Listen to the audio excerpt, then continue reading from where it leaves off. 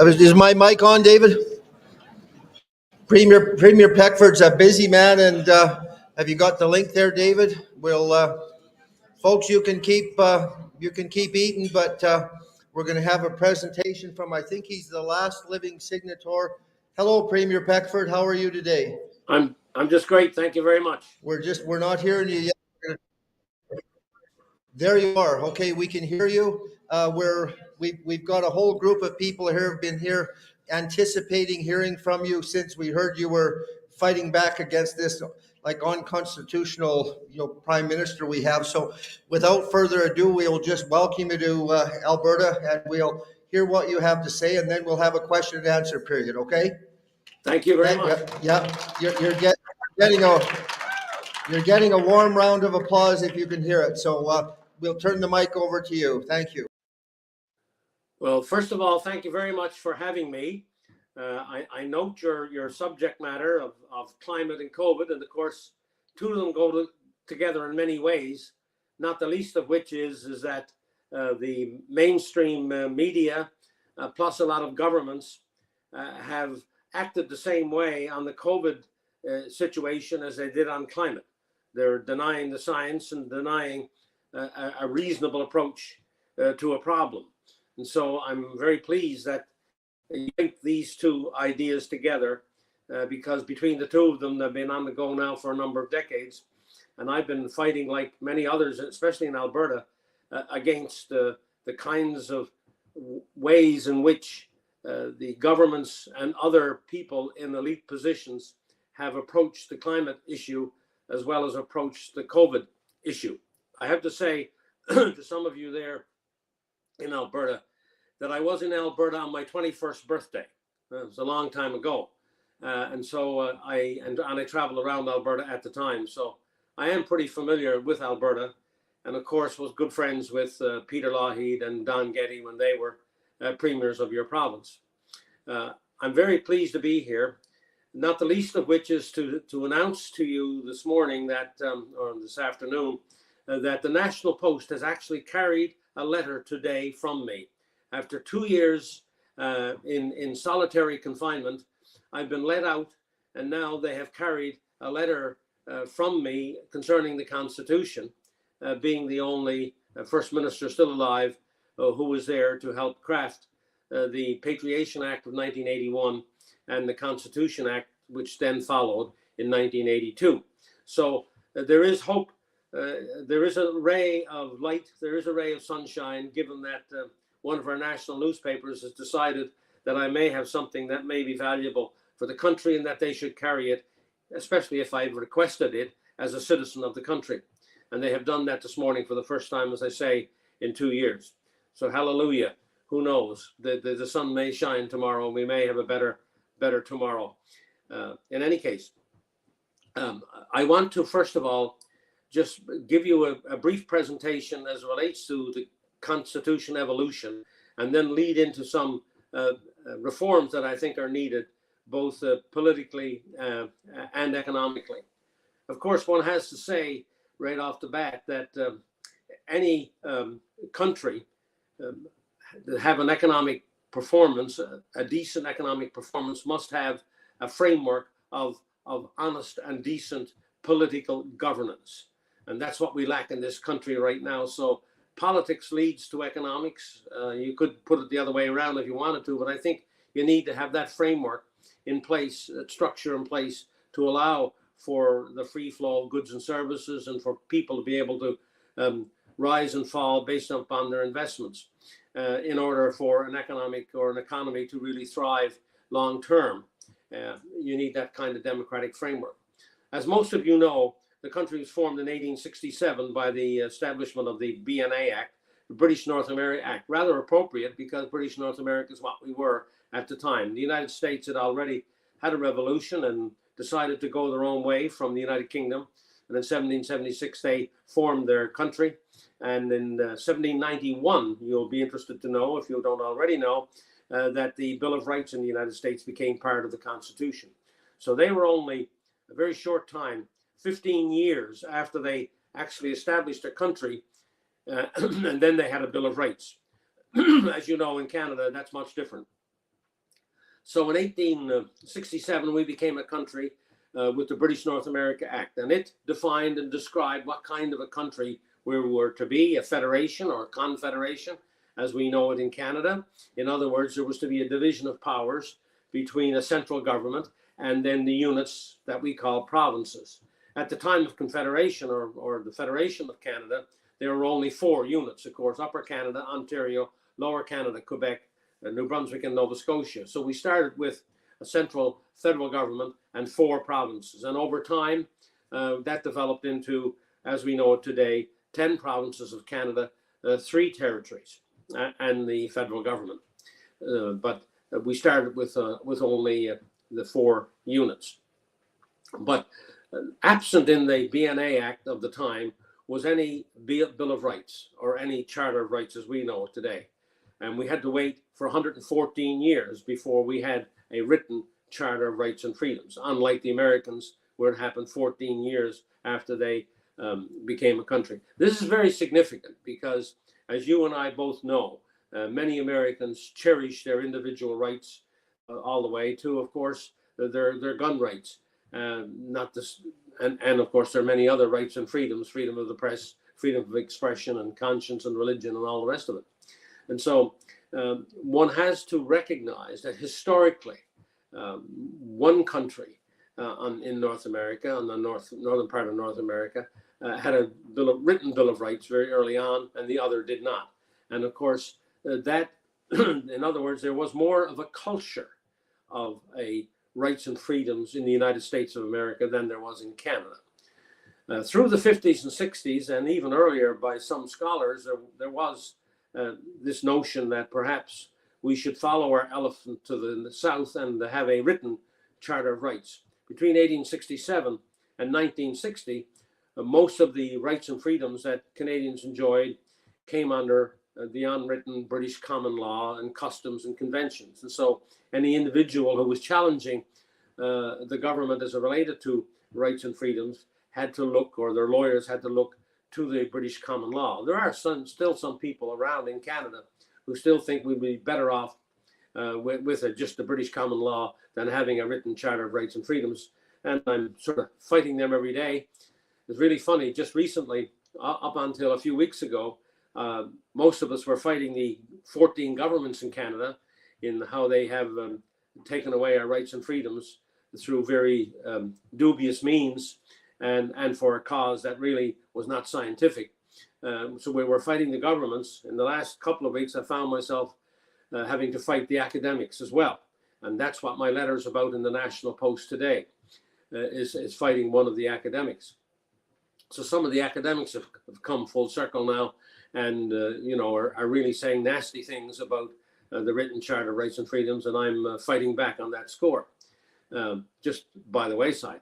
In any case, it's interesting that it was a prairie lawyer who first put into writing anything to do with rights and freedoms for Canadians, and that was the prairie lawyer John Diefenbaker, who in 1960, through his administration in Ottawa as the Prime Minister, established the Bill of Rights. And that was clearly establishing freedoms and rights like we now have in the Charter. There were 2 flaws with that Bill of Rights, as most of you know, even though we should acknowledge Mr. Diefenbaker and his administration for the first time really acknowledging in writing this whole question of written rights and freedoms for individual Canadians. But 2 flaws existed in that piece of legislation. It was just a piece of legislation in the House of Commons and the Parliament of Canada, and therefore only applied to federal jurisdiction. And being a federation and a confederation, of course, that meant that a lot of people were not covered in Canada. A lot of Canadian citizens were not covered by that Bill of Rights. The other flaw, as we thought at the time, as we've thought since until the pandemic came along, we thought that being just a piece of legislation, it could be changed very easily by the whims of the political party in power if it had a majority in the House of Commons, and therefore was not as secure as most people would like it. So those were the 2 flaws. It never covered everybody, and of course, it was easily to be changed. And we lived under that notion right up until the pandemic came, because we can see now how even something that's in the Constitution, our sacred-most document, which is supposed to be far more permanent than a piece of federal legislation, can get massacred and abused by the governments in the same way as they would naturally do it with a Bill of Rights or a piece of legislation in the federal, just covering the federal government.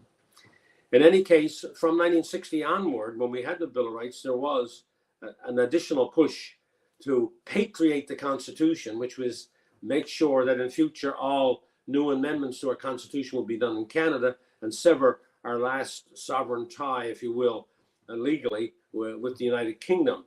And but with that patriation, there was the thought that we should then enlarge upon that Bill of Rights and make it a Charter of Rights and put it in the Constitution so it would be more permanent. And this went on from 1960 until 1981. And there were various efforts made, and one of the biggest stumbling blocks to getting a charter up until then was the amending formula.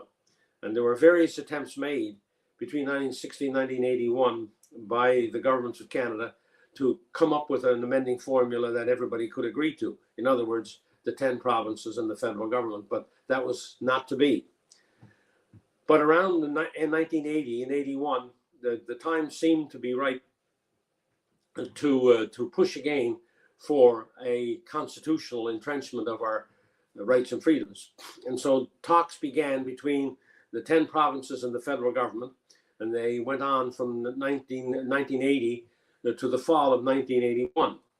And that was negotiations between the 10 provinces and the federal government, given the nature of the country being a federal state. Well, as some of you already know or may have heard from me before or read in yourself or more knowledgeable about it anyway, over halfway through those talks between the 11 governments, the federal government, who was then headed by Prime Minister Pierre Elliott Trudeau, the father of our present Prime Minister, decided to leave the table because we were too difficult to deal with, and that he was going to unilaterally patriate the Constitution and attach to it his own version of the Charter of Rights and Freedoms. And so he left the table, as some people thought he would. Some premiers thought he would, including, by the way, your former premier, late Premier Peter Lougheed, and Bill Bennett of British Columbia, and even Alan Blakeney of Saskatchewan had some doubts about whether the Prime Minister would stay at the table, as did Sterling Lyon of Manitoba. They for sure, and René Lévesque of Quebec as well. But I, for one, at the time, and some of the other premiers thought that given that he came to the table, he would stay. But he left and went to the House of Commons and passed a resolution, a bill, authorizing the government of Canada to unilaterally try to patriate the Constitution and also attach their version of the Charter of Rights and Freedoms. Well, we took him to court. We being that when the Prime Minister did that, the provinces split 8-2. 8 provinces said, you can't do this. 2 provinces said you could do this. Ontario and New Brunswick remained with the federal government and Trudeau at the time, and 8 of the provinces launched lawsuits against what the Prime Minister was doing. And we launched those lawsuits in Newfoundland, Quebec, and Manitoba's courts of appeal, because we could go directly to our highest court in each of the provinces. That's a power that the provinces have, as does the federal government to go to its highest appeal court, which would be the Supreme Court of Canada. To make a long story short, the Prime Minister started to get cold feet as there was a fair negative reaction against what he was trying to do. And so he was going to refer what he had passed in the House of Commons to the Supreme Court of Canada as well. So the long and short of it, to make this short, is that the 3 appeal courts decisions came to the Supreme Court of Canada for final adjudication, as did the Prime Minister's reference. So they all got lumped into one hearing by the Supreme Court of Canada in the fall of 1981, September. And what a lot of people really don't realize, and is not carried in a lot of the history books, and not emphasized where it is carried, that the Supreme Court of Canada decision was extremely important for the future of this country, because the Supreme Court of Canada ruled against the Prime Minister of Canada and the Government of Canada and his counterparts in this operation, the province of Ontario and the province of New Brunswick. The court ruled definitively that what the Prime Minister and the Government of Canada were trying to do was unconstitutional. That to be constitutional, he needed to involve the provinces because we lived in a federal state and not a unitary state like the United Kingdom or like France, for example. That the provinces had powers, and that through what he was trying to do, the Prime Minister, that the powers would be affected, and when the powers are affected, the provinces must be involved in any solution. And so luckily and fortunately for us and for the country, at that point in time, in 1981, September 28th, 1981, the judges in the Supreme Court were friends of the law first and friends of the Prime Minister and the government second. A lot of people in Canada today would ponder whether that's still the case. And I think that's one of the big questions and issues that we face today, is just how independent is our judiciary, and we'll perhaps come to that in questions and answers a little bit later. So suffice it to say that with that loss, the federal government and the Prime Minister, if they wanted to complete the project that we had all started together 17 months before, then he had to come back to the provinces and we could resume negotiations. Well, it was agreed by all 11 governments that we give it one last try. And that last try was on November the 3rd, 4th, and 5th of 1981, only a couple of months after the federal government lost in court. And so we began on the 3rd and 4th and 5th to see whether we could bring together a patriation and a Charter of Rights and Freedoms. But it was to be more than that. And that's just where a lot of the academics in the last few weeks are getting it wrong. This Constitution Act of 1982 is a package of many things, including the Charter of Rights and Freedoms, including patriation, but also including Aboriginal rights, also including equalization and regional economic development, and including an amending formula, plus minority language rights and others. So it was a package. What many people fail to realize, because the Charter of Rights has become so centerpiece through this pandemic, that a lot of people are left with the impression that what we did in 1981-82 was a Charter of Rights and Freedoms. No, we did a Constitution Act, 1982, which included the Charter of Rights and Freedoms plus 6 other major items. So it wasn't just a Charter of Rights and Freedoms. This was a negotiated package between the parties, the 10 provinces of Canada and the Prime Minister. And so there was give and take. There was compromise on all sides. For example, I wanted, as did the coastal provinces, a more balanced sharing of powers in the fishery, for example. And we dropped that in order to get the deal that we got. So here's one compromise that was made by me and other First Ministers at the time in order to get what we have today, the Constitution Act of 1982. So it's very, very important. My 2 main points then so far would be, 1, that the federal government lost in court to make the country more of a centralized country rather than a federation, and 2, that the 1982 Constitution Act, which was made possible by the Patriation Act of 1981, was a package and not just a Charter of Rights and Freedoms, as much as that is important today and what I'm defending every single hour of every day for the last year and a half.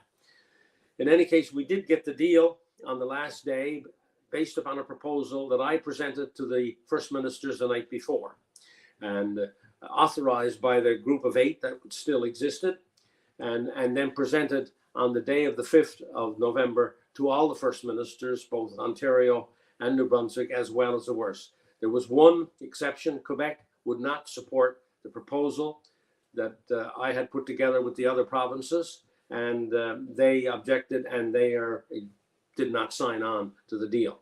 But the Supreme Court of Canada decision of 1981 did not say unanimity between all of the parties, but it said a significant number of provinces would have to be on side in order for it to be legal. And of course, 9 out of 10 would satisfy that Supreme Court of Canada decision. And so the Patriation Act was passed and approved by a significant number of First Ministers on the 5th of November, 1981, and that culminated and translated into the Constitution Act of 1982. Now, I do realize that over the last 2 years, it's been the Charter of Rights and Freedoms that's taken centerpiece. So let me just quickly review that. contrary to what many of the academics have said in the last few weeks and others across the country, including some of the governments, the Charter of Rights and Freedoms is a significant departure for Canada and marks the first time that all Canadians from coast to coast to coast are treated equally under the Charter, whereas every single individual in Canada has certain freedoms and rights enshrined in the Constitution of our country. The main ones are Section 2, which deals with freedom of religion, freedom of conscience, freedom of expression, freedom of the press, which also talks about freedom of association and freedom of assembly. That's Section 2 of the Act. And Section 6, of course, deals with the question of mobility. And I've taken the federal government to court under the mobility clause. And that lawsuit is ongoing right now in the Federal Court of Canada, being launched by, I'm being helped by the Justice Centre out of Alberta, of course, for constitutional freedoms, plus a lawyer, Keith Wilson, who has been hired by the Justice Centre to assist the Justice Centre in the pursuit of this lawsuit. So Section 6 is very important, where Canadians are allowed to travel around their own country and leave their country if they want to. And of course, this is being violated all over the place in the last 2 years, as has Section 2. So that's Section 6. Section 7, which is one of my most beautiful of the four, every Canadian has the right to life, liberty, and security of the person. And of course, security of the person being very important, because that bears directly upon the whole question of the injections that have been coerced through the pandemic and the virus by the governments of Canada, and have violated egregiously this particular section. And then the final section, which is really important, is Section 15, which deals with that every Canadian is equal before the law. Of course, as we know, over the last year and a half, 2 years, those who remain unvaccinated were not treated equally before the law. We didn't have the same equal rights, and still to this day don't have the same rights as vaccinated Canadians. And so that equality clause has been destroyed and abused by the 14 governments of Canada. Those are the four main sections of the Charter of Rights and Freedoms, which deal directly with individual rights and freedoms. There are others that deals with going before the courts and how citizens are supposed to be treated. But I highlight those four just for the sake of brevity and for the sake of emphasizing rights and freedoms per se. Many governments have tried to, and they think successfully, and I think at the end of the day unsuccessfully, argue that Section 1 relieves them of applying these rights and freedoms under those four sections I just mentioned.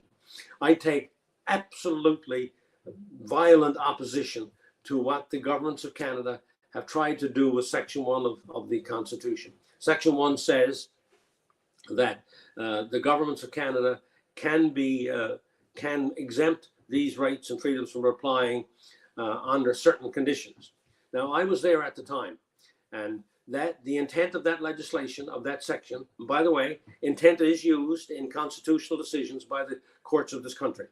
And anybody who's a lawyer in the audience there will recognize that intent becomes very important in some cases, and judges have ruled and considered intent.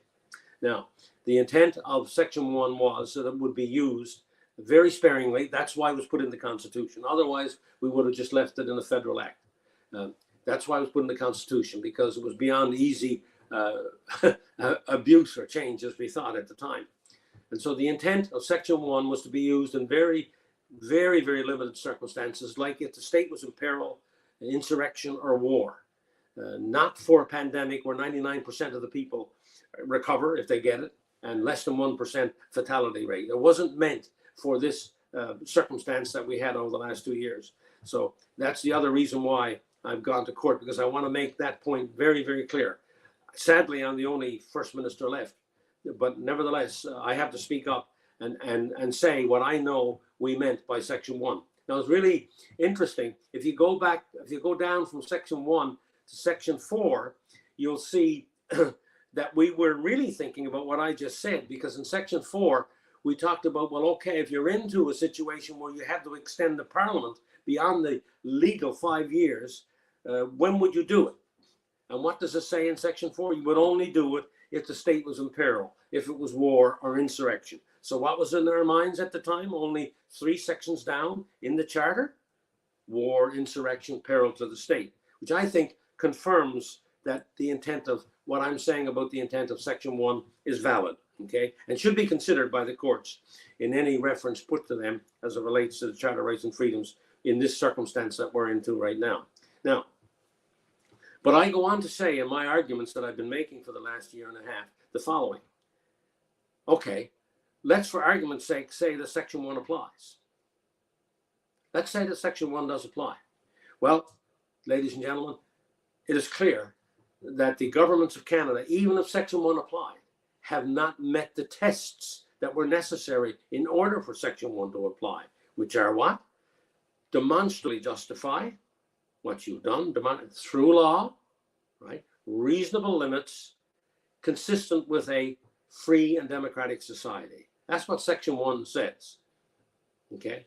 Now, where has any of the 14 governments demonstrably justified what they were doing?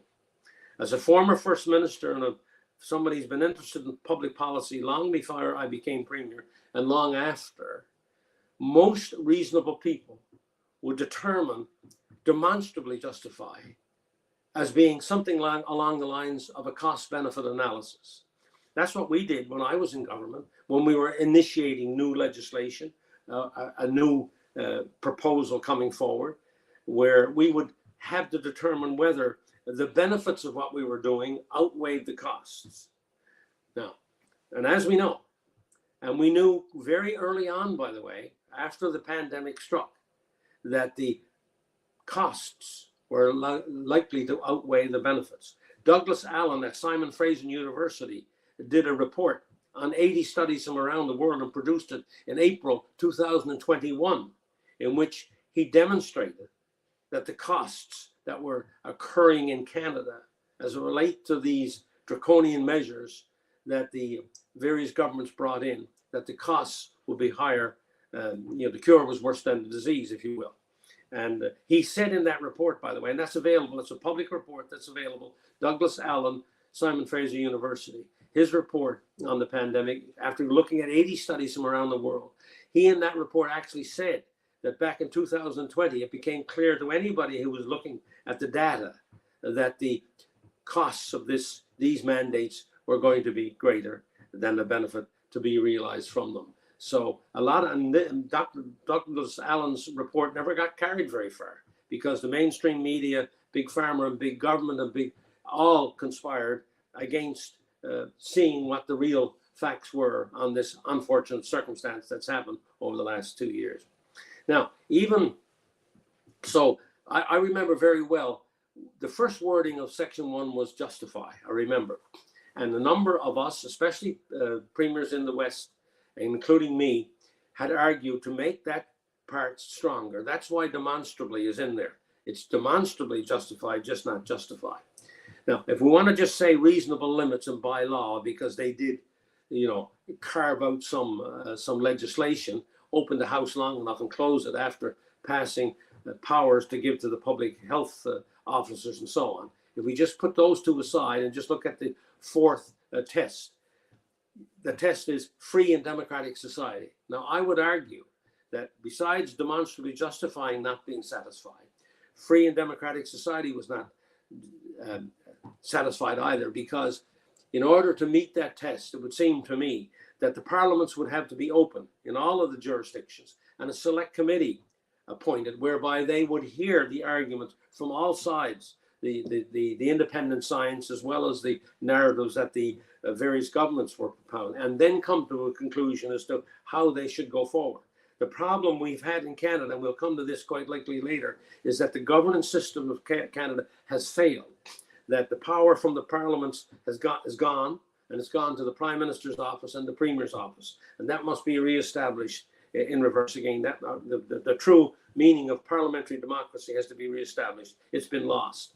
And so free and democratic society means to me, and I think would mean to any independent judge, that the governments of Canada have to go out of their way, because they're governments because of the parliament, to go back to the parliament of their various jurisdictions and engage them in how they're going to proceed as it relates to this situation. Remember, there was a time when we had lots of parliamentary committees that were independent, but the present Prime Minister saw fit to really change that, and the tyranny of the majority has ruled in Ottawa, where, like under the SNC Lavalin situation, the former Solicitor General wanted to appear before a parliamentary committee. He was allowed to a couple of times, and then they shut the committee down with the parliamentary majority of the Liberals and the NDP. And so, we had to go back to reestablishing the supremacy of Parliament, and therefore we have to put checks and balances on how parliamentary committees operate, so that a full hearing of all the data and information is known to Canadians on any public policy issue. And so I argue, therefore, that what the governments have been doing over the last 2 years has been completely unconstitutional and in violation of the Charter of Rights and Freedoms, because they have not, first of all, the intent of Section 1 has not been met, and therefore it didn't apply.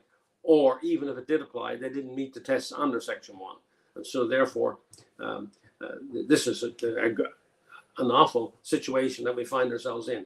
But on top of all of that, ladies and gentlemen, is the fact that, and this is really crucial, the Charter of Rights and Freedoms doesn't begin with Section 1. The Charter of Rights and Freedoms begins with, whereas this country is founded on the principles of the supremacy of God and the rule of law. And there are decisions now out of our lower courts across the country which don't even acknowledge that those words exist in the Charter. I don't think the judges of this country have the right to ignore what they're supposed to be considering and select what parts of the Charter or what parts of the Constitution they're going to use for their adjudication. They are obligated to use all of the provisions of the Charter which are applicable. And surely these are applicable.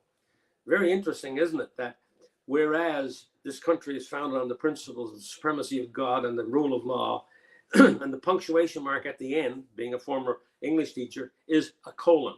That was deliberate too. What we were trying to say was that everything comes after the acknowledgement of these principles. And of course, they have been ignored by the courts and have been ignored by the governments. So if the courts were forced, and they are, and they're abusing now their powers, when the courts have to look at the principle of supremacy of God, what does that mean? They have to describe and define and interpret what the supremacy of God means. And I think any reasonable interpretation would be that, the Canadians have certain inalienable rights that weren't given by us or given by the Creator. And so I think that's extremely important. We tried to law societies or law faculties, lawyers and judges have ignored, to their peril, in my view, the trying to ignore certain parts of the Charter, especially this one, and the rule of law, and of course, is there as well. The rule of law has good meaning too, and needs to be interpreted in the light of the case that comes before that judge at that court level. Okay, so that's where I am. I really believe that we're at a really crossroads here as a country. That if what I'm saying fails, and what many other people across the country who support me and others who are articulating the same view, if we lose on this, what we have then established is an extremely significant precedent, so that if 3 or 4 years from now, the governments of Canada want to declare an emergency on this or some other item, courts are likely to use the precedent that was set now in 2022, 2023, whenever the court decisions come down. And so that therefore our freedoms and our rights have been diluted. And the democracy that we thought we had as it relates to rights and freedoms are no longer available to us. And I think, I think there's a Freedom Watch or some group in the world which judges every year the amount of democracy there is in all the countries around the world. And I think they call it free, partly free, and not free. Well, we would go from free to not free for sure if in fact we lose our fight to defend the Charter of Rights and Freedoms as it was written. That's the other problem we have right now is that many jurists and lawyers come through law schools which are preaching a living tree doctrine of how you interpret the Constitution, as opposed to reading the Constitution as it was written and as it was intended. And if you need to change it, well, then go ahead and change it. I mean, we do have an amending formula, and there is a way to change the Constitution. It's difficult, but on purpose, deliberately, but there is a way to change the Constitution. And so therefore, that's what these people should do. I believe, I'm an originalist. I believe in the Constitution as written.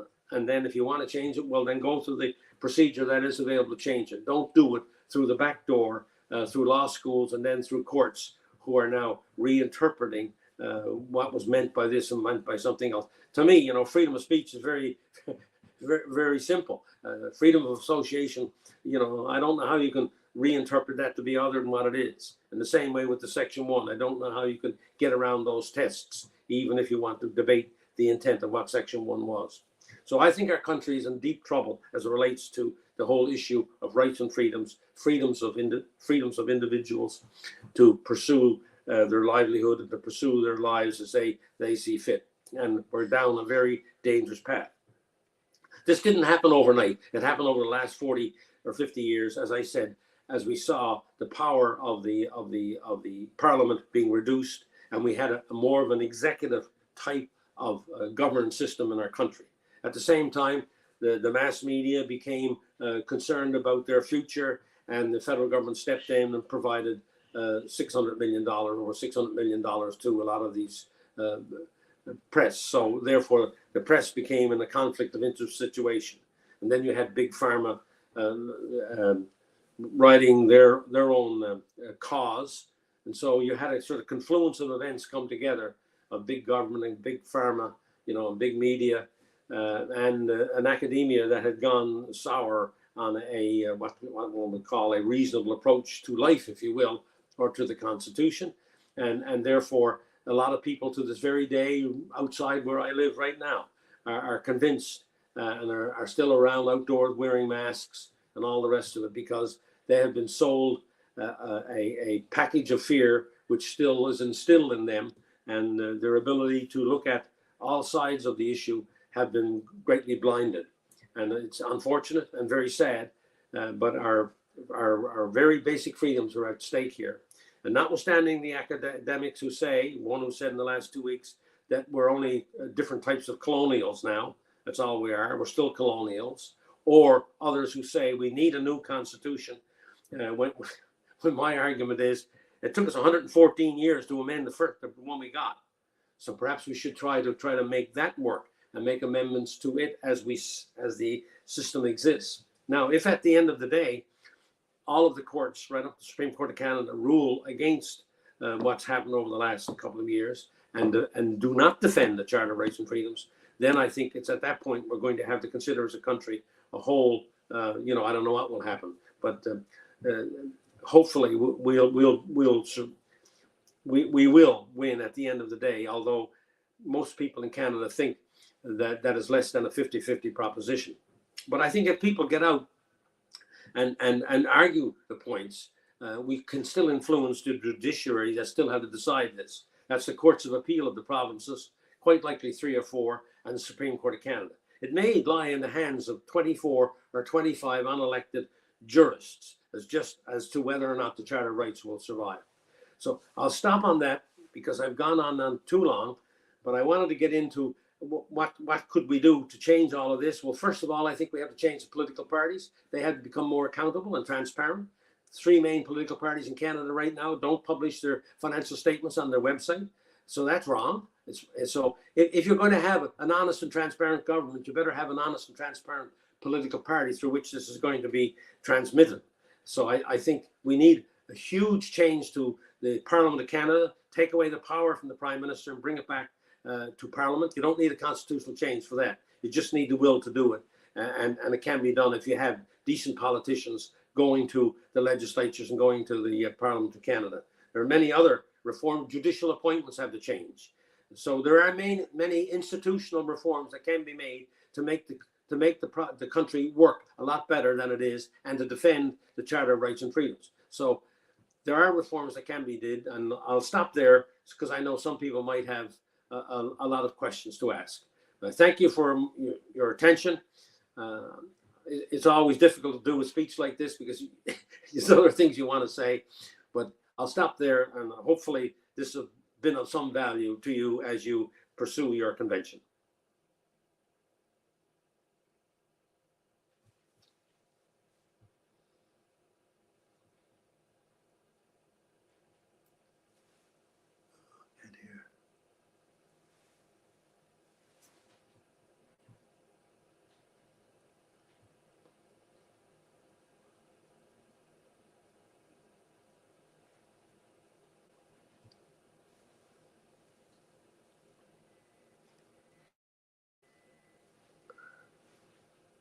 Can't hear.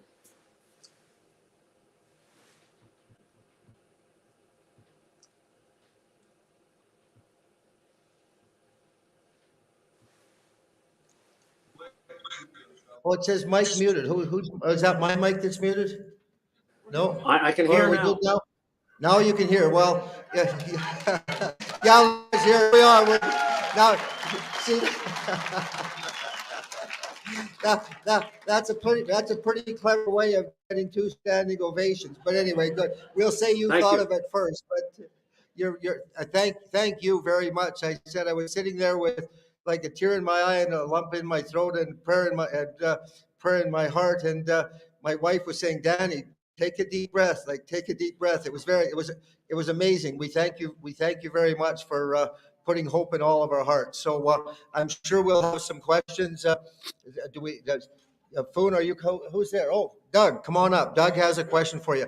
Thank you for taking the time to be with us.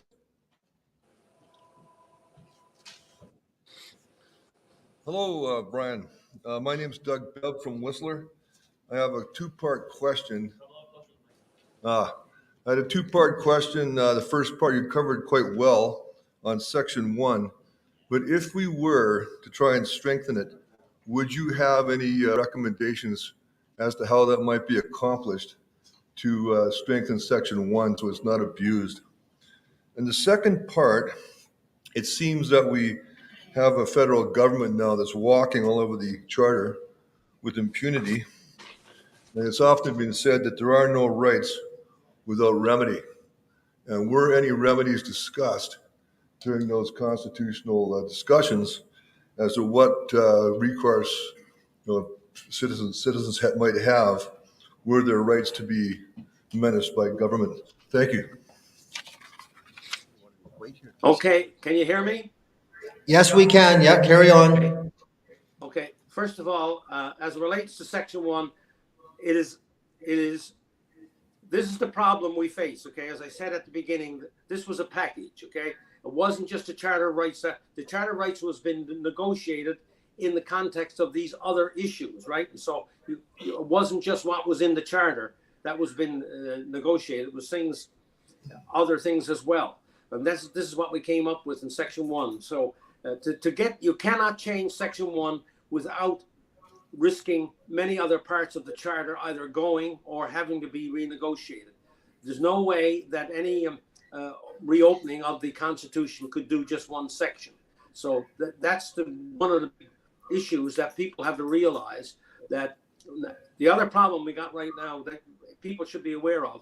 In order to open the Constitution, you need at least 7 provinces and 50% of the population. Okay, that is the general amending formula in the Constitution now. That was negotiated in 1981, put into law in 1982. Okay, you cannot get 7 provinces today to agree to open the Constitution for anything. Okay, and if it did, it would not be for one thing. In our back in 81, it started at 20 items. We got it down to 12, then we got it down to 7, including the Charter. So, where the problem lies in Canada today, there are so many have-not provinces who want to protect what they already have that they would be very leery to open the Constitution, and you would need a number of those have-not provinces to agree in order to get 7. So the chances of opening the Constitution are not great in the present moment and for the next few years. So the chances of getting changes to Section 1, if you wanted to try to change it, are not great. But you could never change Section 1 without jeopardizing other sections. For example, ladies and gentlemen, and this is, I don't mean this is to be fear mongering, but given the secular nature of our society today in Canada, do you think that the supremacy of God is likely to survive any reopening of the Constitution for whatever reason? The chances are that it's likely to go. I would pose that. So, but to be realistic about it, the chances of opening our Constitution within the next decade or so are so remote that the question of changing Section 1 or changing anything else is very academic. Now, point number 2 on the question about remedy, the long and short of it is, we had never thought in our wildest dreams that once we put that in the Constitution, that it would ever be abused. Perhaps we were naive at the time, and I accept full responsibility for that. But we never thought, when we wrote this down as it was, that this would, and the other point I think is worth making, if in fact this can be abused, this is why it's so important to do what I'm doing now, then anything can be abused, no matter what words you put in there. Because it's quite obvious that nobody met demonstrably justify, even if Section 1 does apply. No government has met that test. So no matter what test you put in there, or what provision you put in there, under the way that the country is now working, anything would be abused. So that's why what we're doing now is so important. We've got to stop that abuse now, because it will just continue into the future, regardless of what you have. We've got to hold the governments and the courts responsible for reasonable interpretation of the Constitution as we have it today. Because even if we changed it, given the nature of the courts and the governments today, they would abuse it in the same way as they're abusing the words that are there now. Yes, thank you very much. You're certainly right about that. And next question, come on up, Steve. Just while he's coming up, I'll say, Premier Peckford, when you mentioned the colon at the end of the sentence, I thought my English teacher, Aunt, would certainly be proud of you. As am I. Hi, Brian. Steve Portland. Quick question for you with regards to your comment about the lawyers of the Supreme Court paying more attention to law than the politicians, and that you're not sure about that today. I guess what I'm wondering is, what's your opinion on the Senate, and are they equally sort of, if you like, influenced by politics and by the social media to make changes or to protect our Constitution? That's the only question there. Yeah, well, at the end of the day, the House of Commons is supreme. So no matter what the Senate sort of does, it'll have to come back to the House of Commons, and they can reject it. So, but they can still have an influence. My argument back when I was Premier is to abolish it. I wanted the Senate to go. If it wasn't going to be elected and have powers, then it should not exist. The present form that we have it in is not sufficient to my sense of an upper house, and therefore it should be abolished. So I was in favor way back 30, 40 years ago to abolishing the Senate, and or otherwise have a Council of Federation of the Provinces as an offset to an upper house. So either have an elected upper house and it has powers, like in the United States, every state has 2 senators. New Hampshire has 2 senators, and California has 2 senators. So in its present mode, the Senate can have an influence. But at the end of the day, when all the powers are shed, if you will, and you go through that process, the House of Commons can overrule the Senate. So my view is that the Senate should be either reformed and elected, or in its present form, it should be abolished. But given that we have it now, and we're not going to open the Constitution anytime soon, I guess we should try to influence as many senators as we can, because they still have some influence over what happens in the House of Commons. Thank you. Next question. Go ahead, Foon. Mr. Peckford, in approximately 2020, both Alberta and Saskatchewan lost split decisions on appealing the constitutionality of the carbon tax. Alberta and Saskatchewan launched a joint appeal to the Supreme Court of Canada based on Section 92 of the Constitution. Yes. About a year ago, the Supreme Court ruled that even though the provinces have jurisdiction over natural resources, the federal government had an overriding responsibility to regulate the environment across jurisdictions in this country. Is this, if you followed this, I'd like to know your thoughts on whether the Supreme Court has empowered the federal government with additional powers not present in the Constitution that you and others crafted in 1982. My answer is yes, they have overstepped their bounds, and I think that was a very bad Supreme Court of Canada decision, and hopefully sometime in the future will be reversed. We've seen before in the United States and other places, Supreme Courts having to reverse decisions that they made earlier. I was completely opposed to what came down on that decision in the Supreme Court, and sadly, it's an ominous sign of how the Supreme Court of our country is moving more towards the federal government on these kinds of issues than the provinces. And I think that's extremely dangerous. Once again, I think it will take very strong non-governmental agencies, think tanks and the like, to become far more active, as well as citizens, to fight back against what they perceive, and I think validly perceive, as the courts moving beyond their powers, moving beyond a reasonable interpretation of the Constitution. So I think all of this speaks to far more civic engagement, for example, than we have today. Some of the proposals that I put forward, by the way, besides reforming the political parties and reforming Parliament and taking power away from the Prime Minister's office, is also reforming how the judges are appointed. I think we've got to get away from the government of Canada having any involvement in that. Judges are proposed through a process, and then these names I think there should be a parliamentary committee of the Parliament who have to investigate and interrogate these individuals and these candidates. If we're really going to live in a democracy, then the Parliament must have some input into the whole question of the judiciary. Then it becomes independent. Then after you've done your job as a Parliament, of course, it's an independent judiciary. But I think going through a better process than we have now will help, balance the constitutional interpretation, provinces versus the federal government. Right now, I think it's weighted more on the federal government side. So I think changes to how the judiciary are appointed would help us in that regard.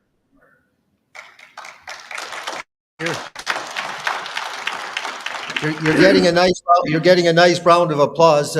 Again, I wish you were here so you could see the smiles on the faces. You're certainly talking to a like-minded group on that issue. So, Paul Heyman, go ahead. I guess good afternoon, Premier Peckford. Thank you very, very much for taking on this case. Thanks to JCCF and Keith Wilson.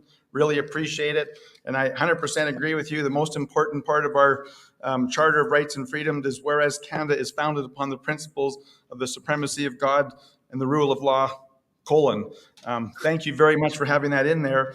My question is not, I want to go back because, first of all, I'm no lawyer and I'm no English teacher. So, but what I am is a very concerned Canadian where our Constitution has failed us, our courts have failed us. And my question for you and your experience, if you were starting the Constitution again, not saying that we're going to try and open it, but to me, in the rule of law, when you start making a list, you start eliminating or causing problems. And so to start off with, in Section 1, would you not just put a period at the end of freedom and guarantees and rights and freedom set out in it, period, and no subject and no emergency act? All of those things, to me, I have found government now has abused those powers, and our inalienable rights should never be compromised, in my opinion. And so would you put a period there? Number 2, under Section 15, again, very important, Section 1, every individual is to be equal before and under the law and equal protection. I have a question about benefit and what your intention was when you said benefit, because I don't know that the law should benefit people, that it should only protect our inalienable rights. And then at the end of that should be without discrimination, period, rather than going on and starting to state different groups or ethnicity or religion. And to me, those are flaws in our Constitution that have allowed for the abuse because of those little clauses that have put in there. So if you are doing it again, would you remove those parts so that it would be clear? And then lastly, and I'm sorry, and I'll go over this, but would you not include something in the Constitution to limit the size and scope of government, in particular for taxation, to say, the accumulated taxes, tax freedom day is March 1st or March 31st. And most important and passionate for me is accountability. And in our Constitution, have a recall act to where the people can actually rise up through a democratic process, sign a petition, and fire elected individuals. But thank you very, very much for your service. Thank you very, very much for presenting today. And most important, God bless you on your court case that we succeed on this. Thank you.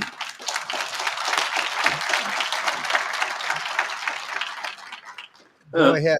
Remember, it was 17 months of my negotiation.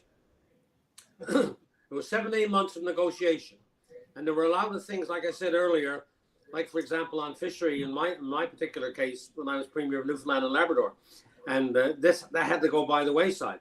That's a huge, big concession that I made and other coastal provinces made at the time, because everybody had agreed to it early on. But it got lost in the negotiations, because we weren't just negotiating within the charter, we were negotiating all of the other elements that I mentioned, from regional disparity and equalization to Indigenous rights to the amending formula itself. So this is what you got. So a lot of the points that you make would have been points that both Premier Bennett and Mr. Lougheed and Mr. Blakeney in particular, and Sterling Lyon and myself and PEI would have made at the time, and even Rennie Levesque would have made at the time. But they got compromised to get a deal. They got compromised to get a deal. So in any reopening of the Constitution, remember, you would be opening the Constitution, you'd be opening the Constitution Act. You just would not be opening the Charter of Rights and Freedoms. The Charter of Rights and Freedoms is part of the Constitution Act. This is what everybody has to understand. You would be opening the Constitution Act of 1982, which contains equalization, which contains Indigenous rights, which contains minority language rights, which contains an amending formula. And so all of these things would be up for negotiation at the same time. So if in fact you were just opening the charter, then you'd have the better chance to see these things change. But given that it's in the larger context of the Constitution Act of 1982, it would be more difficult to bring about these changes. This was a compromise, as will any changes be a compromise. Can you get better? I suppose you can get better if it was reopened. But always remember that it was a compromise and it involved a lot of other issues besides just a charter. That's the big dilemma we have, and why I continue to insist that we've got to try to defend what we've got now, because likely in any new constitution, if it ever happened, we would have less than this audience here and me would want. I appreciate that, Premier Peckford, and maybe I'll explain a little bit better because I was trying to be concise. My name's Paul Hinman, leader of the Wild Rose Independence Party of Alberta, and we're looking at building a new constitution for a sovereign Alberta. And my question for you is would you have removed those things that I was asking and put in if you were the one, again, fighting for that? And I think you said that, yes, you would, but yes, it's just... if it was possible. But at the time, that was some of the things that were negotiated away in order to get the deal, in order to get patriation, and in order to get a charter of any kind. Yeah, thank you, because we need to eliminate those loopholes in sovereign Alberta. That's what we want to do. So I hope one day I can meet with you and talk about the Constitution in more in depth, because the Constitution and the recognition of the supremacy of God and the rule of law is paramount in a peaceful, prosperous, and successful society, in my opinion. So no question. I agree.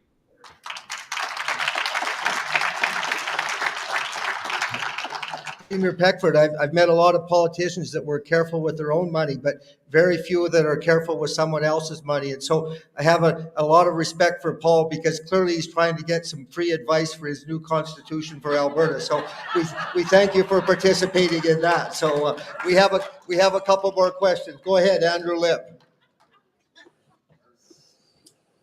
Thank you, Premier. I had one question. I just wanted to clarify one of your answers as well.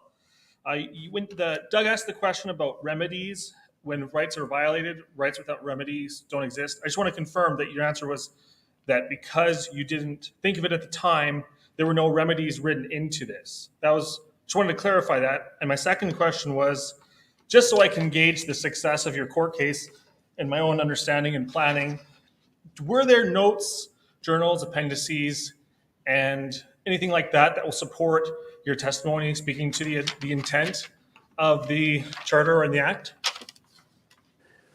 It's really funny how so many people have gone silent. There are no first ministers alive who were at that conference in November 1981, but there are quite a few other people who were ministers in the delegations that went to that negotiation, and other advisors, all of whom many of whom are still alive, but have remained silent. And that's the really tragic and sad part about this whole thing, is that the silence has been deafening for a lot of those people who were there and were part of those negotiations, and they've remained silent. They're either people who are at the universities and have a secure position, I guess, or who are retired and don't want to get involved in this thing. I mean, I'm trying to look for reasons, but one would think when the future of the country's democratic institutions are at stake here, that they would come forward. But I have not had anybody come forward to support me in this. I've been from a sort of former elected position. Nobody else has come forward, and this is very sad and very tragic in my view. But I will soldier on, and there's a lot of people supporting me all across the country that send me support every day. I mean, my inbox and my mail is full every day with people writing me, both snail mail and email and otherwise, supporting what I'm doing. As far as remedies go, when we were talking about the Constitution, I think this is the other thing people have to understand. This is the most sacred of all documents. We were pretty confident at the time that what we were doing would last without being abused the way it is today. Now, like I say, perhaps we were naive, but in light of what's happened in the last 2 years, it's really quite something. But it comes back to my overall point that I want to make, and that is, if in fact what we have today, that you understand when you read it, and what I understand to read, and what I'm saying was our intent, if that can be abused, anything can be abused, whatever you put in there. That's why defending what we have now is so important. Because if we can win on this, it means that the Constitution really means something, right? And therefore will not be changed as quickly in the future as it was in the last 2 years. We will reestablish the authority of the Constitution as it was written and as it was meant. And that's what's so important about today and in the next year or two. We have got to persuade the judiciary that are left that what I'm saying and what you are saying and the sacrosanct nature of the Constitution has to be honored, and that supremacy of God and the rule of law. And if the judiciary would only start considering that, they would come to different decisions. And so that's why I'm still hopeful. But if in fact this fails, then a lot of what you were saying, we're going to have to look really seriously then. I don't know what will happen to the country, you see, there's quite a few people, as we know, around the world. Democracy is a minority governance system in the world, always has been. Always has been. From the time of Socrates through to now, it always has been. Democracy is very, very tough to implement and to sustain. One can implement the principles, but to sustain. And to sustain it, it takes civic engagement. That's what we have not had in Canada. And if our democracy is going to survive, then it's going to take a lot more civic engagement that we've seen. And we're going to have that political parties that will show their financial statements. How can you have a political party running to be the government of Canada when they won't show their financial statements on their websites? And yet they're talking about reining in the federal debt and making the federal government more transparent. Well, they're not transparent themselves. It's a contradiction in terms. And so, and the educational system has to be changed. We have allowed, forget about, here's remedies for you. How about just implementing what we can do here in Canada today? Civics mandatory from grade 8 to grade 12. How about that? How about looking at the universities and reviewing all of the universities in Canada who got connections with China? Why should the university in Canada have agreements with China which enhances their educational infrastructure, which enhances their intellectual power when they're trying to take over the world? Sure, that's a contradiction in terms. So we've got a lot in our country that we can do under the present constitution that we're not doing. Yes. Yeah.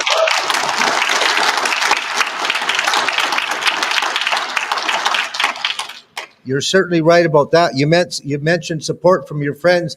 One of my favorite quotes is from Martin Luther King, and he said, "It's not the words of your enemies that hurt the most, it's the silence of your friends." I guess you're finding out about that, aren't you? Yeah, I don't have one person who was elected with me, for example, in Newfoundland over the 17 years that I served in the legislature supporting me today. If they are, they're doing it silently. I don't know about it. Yeah, and if they're doing it silently, that's a lot of help, but maybe they're praying for you. We'll count on them to do that, yes. We have one more question. Go ahead, David. This just kind of piggybacks on what Paul had asked. If you were to do it again, and you say you were king for the day, so you could do it however you want, would you separate the Constitution and the Charter of Rights and Freedoms? Or would you put them back together like they are now? I would try to separate it, but once again, remember, we're talking about hypotheticals. We're living in a real world where democracy is being destroyed every day. But yes, if you had to go back and do it over again, if it was possible to do, because once again, like I said, it's a negotiated thing, and I'm not so sure you would be able to get a majority of provinces and the federal government to agree to having the Charter of Rights and Freedom as a separate constitutional act all of its own. But yes, absolutely, I would definitely try to do that. But remember, at the time, this is the deal that we could get. And remember, we only got that because we were able to stop the Prime Minister from going ahead with his. We wouldn't have the Constitution Act 1982 or the charter we got now if we didn't defeat Pierre Elliott Trudeau in 1981 in the Supreme Court of Canada. There would be we wouldn't have as much as we got now. So we've got to really defend what we've got now, because I may be wrong, and I might be, and somebody could be right, and I could be wrong, but I think in any renegotiation of the Constitution is going to be very, very tough to keep what we've got already there. That's my great fear, and that's why I'm defending so much what we now have. But yes, if you could start from scratch, there are many things you could do if it was by itself, but that's not the way it is. And for the next foreseeable future, for your children and grandchildren, the likelihood of getting an improved constitution that you would want is less than 10%. So we've got to look at what the percentages are in our favor, and the percentages are, we got to defend what we got right now and make the courts rule in our favor. I think